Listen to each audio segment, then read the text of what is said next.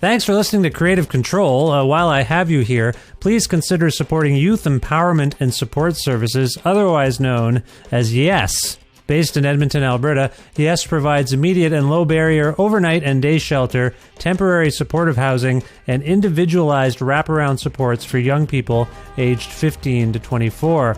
They work collaboratively within a network of care focused on the prevention of youth homelessness by providing youth with the necessary supports to stabilize their housing, improve their well-being, build life skills, connect with community, and avoid re-entry into homelessness. Learn more about how to donate or otherwise support YES by visiting yess.org. Hi, I'm Jed Bodwin, and I live in Wichita, Kansas. I am a Patreon supporter for Creative Control. I discovered Creative Control some years ago, I think maybe while looking for interviews with Tommy Stinson of The Replacements. And I stumbled across this conversation that Vish had with Tommy Stinson that was really insightful. Vish held his own. I think Tommy can be a little bit of a difficult interview at times. And it went really well, and it really got into some areas that I wasn't expecting. And I thought, gosh, I have to listen to more of this guy and his podcast. Yeah, sometimes I'm not necessarily a fan of the music or musicians that Vish will have on the show, but I always appreciate their creative process a little bit more. And more times than not, though, it does lead me to finding a new musical artist that I'm interested in, or to think a little bit differently about maybe some artists whose work I've overlooked. So, go ahead, and if you've been waiting at all to support Vish and Creative Control, now is probably the best time to do it. I know as a public radio employee here in Kansas, listener-supported broadcasting, whether it's podcasts or radio itself, really isn't a thing of the past. It's actually very much a thing of both the present and the future. So, yay Vish, yay Creative Control. To make your flexible monthly donation to Creative Control, please visit patreon.com/Creative Control today.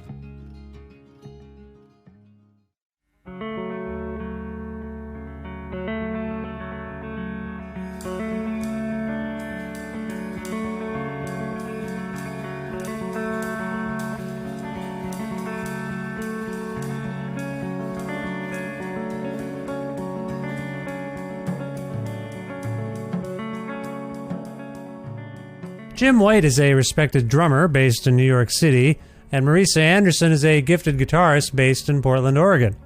White has played with numerous esteemed musicians and is himself a member of Dirty Three and Xylouris White, while Anderson has also collaborated with great players, primarily in the realm of free and improvisational music, but she's primarily known as a thoughtfully imaginative solo artist. After releasing their 2020 collaboration, The Quickening, White and Anderson reconvened to make a spirited second album. It's called Swallowtail. It's out on May 10th, 2024 via Thrill Jockey Records, and it prompted Jim and Marisa to return to this show for a discussion about why they made this album in Australia, the distinction between ideas, possibilities, and arrangements in an improvised music practice, melodic drumming and rhythmic guitar, the Velvet Underground, peregrination and the natural world, the artwork of Anna White, cats, and the Bitterroot Valley, things I think I see that might not be real, touring more than ever, future plans, and much more.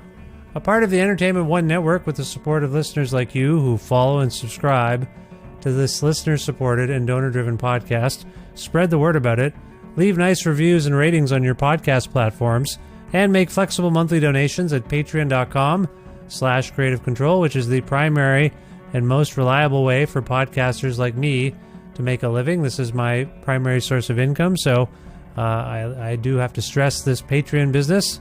And I should let you know that a $6 subscription to my Patreon means you can access every single episode of this show in its entirety.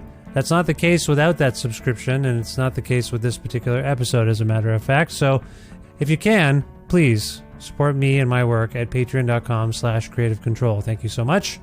Plus in-kind support from independent businesses like Pizza Trocadero, The Bookshelf, and Planet Bean Coffee in Guelph, Ontario. and Grandad's Donuts in Hamilton, Ontario. This is episode 866 of Creative Control, featuring the lovely and talented Jim White and Marisa Anderson, with your host, me, Vish Khanna. Please enjoy this excerpt from our conversation, and to hear the whole thing, again, subscribe to the show at patreon.com/creativecontrol.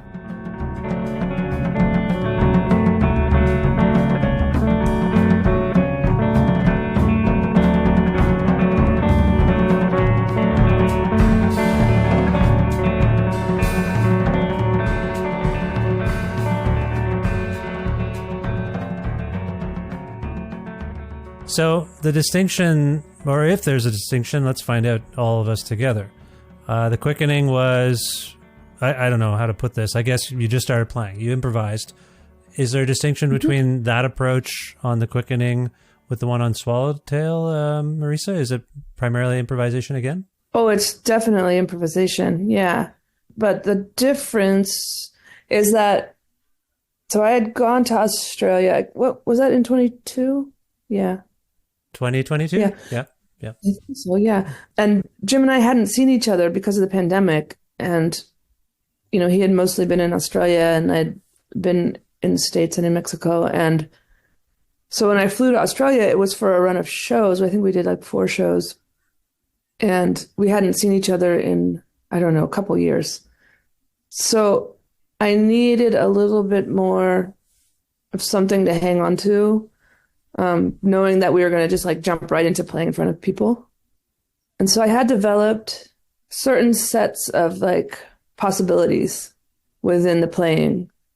And over the course of those shows that we did, we used those possibilities, I suppose, not to the point that anything was familiar, and definitely not like any kind of arrangement. It's just more like doorways or jumping off points. And so when we were in the studio, those were some of the things that were cycling through. Does that ring true for you, Jim? Is how it was? I think so. The time's a little hard to get the order. But yeah, but I think so. Jim, can you do me a favor? Because I think I understood it, but can you home in on the distinction Marisa is making between a possibility and an arrangement, and how the notion of ideas works within those two things? Because I know that if I pick up a guitar and I start playing something over and over again, it's a possibility, but then at some point I might just keep doing it. I'm like, maybe this is an arrangement now. Sorry, Marisa, I'll go back to you on this too, because I could feel maybe like I might be misspeaking or something, but I want Jim's take on it first. Possibility versus arrangement versus idea. Can we talk about that a bit, Jim? What does that mean to you? Possibility versus arrangement versus idea. It's a math equation. What's an idea?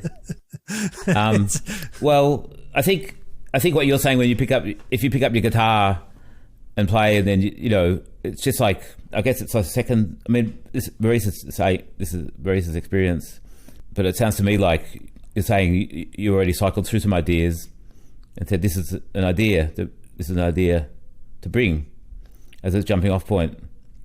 Yeah, is it the repetition that turns a possibility into an arrangement, Marisa? Well, I don't know if it's a repetition so much as strategy. Strategy. So you could approach an idea with the goal of developing it, and you could have like some notion of what that development might look like and be going towards it. Or you could approach an idea as something that you have no idea, that you have, no inkling what it is or where it's going. And also, like, you said the example, like if you are playing guitar and, but there was 2 of us. So it's sort of more along the lines, and I don't particularly like to use this word because I don't think it's totally correct, but it's more along the lines of a prompt. Right. Like here is a possibility. And today is this day, and it's not yesterday, and it's not tomorrow. Where does this possibility take us right exactly now? Yeah. Yeah, that makes sense. Is there something now? Okay, so now that you and Jim have been playing together a long time, you've made 2 records. Is there something about his specific prompts that you can identify or that surprises you as in terms of not just what he's doing, but in terms of what it prompts you to do as a player? Do you have these sort of, I don't want to call them epiphanies, that might be the wrong word, but you know what I mean? To be super honest, I don't think about it at all. Yeah. Like, I do it. We don't talk about it. We do it. We might afterwards for 5 minutes be like, how was that? And then that's it. Okay. That's as much as there is. I think that, like, we each bring our full attention, our full histories, our full engagement in the music and in the relationship that we have with each other. We bring all of that into this sort of distilled amount of time. Yeah. And, you know, examine it from all these different ways, and then it stops, and then we are done doing that. Fair enough. Fair enough. Jim, are there takes per se when you and Marisa get together in a studio? Meaning, I think you know what I mean. Like, would you try something? You mean let's try that one again? Yeah. I don't know.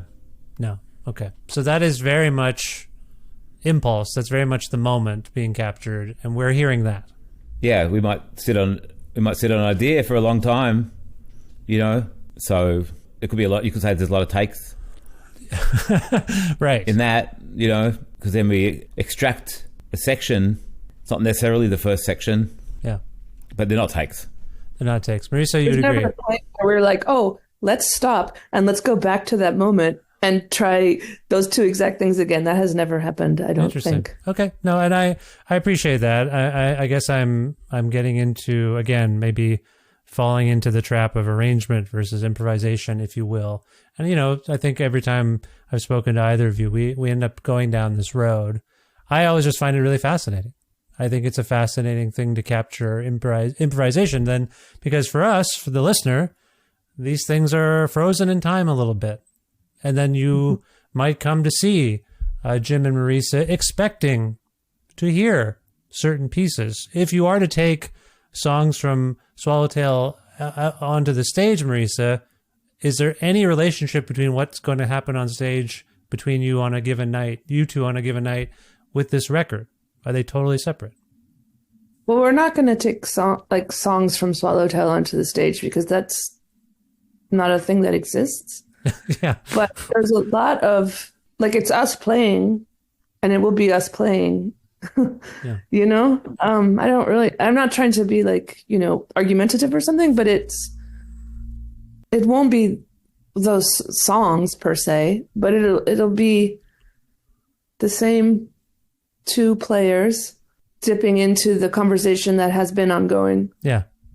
Yeah, that's a really beautiful way of putting it, and it's a magical thing, I will say. I mean, I like the notion that what you two did, and these, I think Jim said 2 or 3 day sessions, that's what it was. And we have a document of it, but it's never going to be replicated exactly per se, except that conversation is continuing, I guess. That's really lovely, actually. It's just, I mean, it's not to say the songs don't have, I mean, maybe I'm jumping in where I don't need to go back into it, but they have arrangements, right? Yeah. They're not like, I didn't quite understand what you said about arrangements. But I think to the lay person, an arrangement would suggest something that is fixed. It's an idea that is fixed, and there's a plan. And so when you go out on stage and you're playing a song, and maybe it's got a lyrical component or whatnot, a framework, obviously every time you play it, ideally it's a different experience for the player and for the audience from night to night. But sorry, Jim, I'm sure I don't really need to be explaining to you what the distinction is between maybe you going out with Cat Power or Bill Callahan. No, I'm just being rude. You know, I'm sorry. I'm not trying to make you. Well, I am trying to make you explain what you meant. But I don't think it's rude. I like the trap. I like having you guys here because I feel like I set myself traps and I walk into them. It's great. It's one of my... I mean, I'm just thinking... Yeah.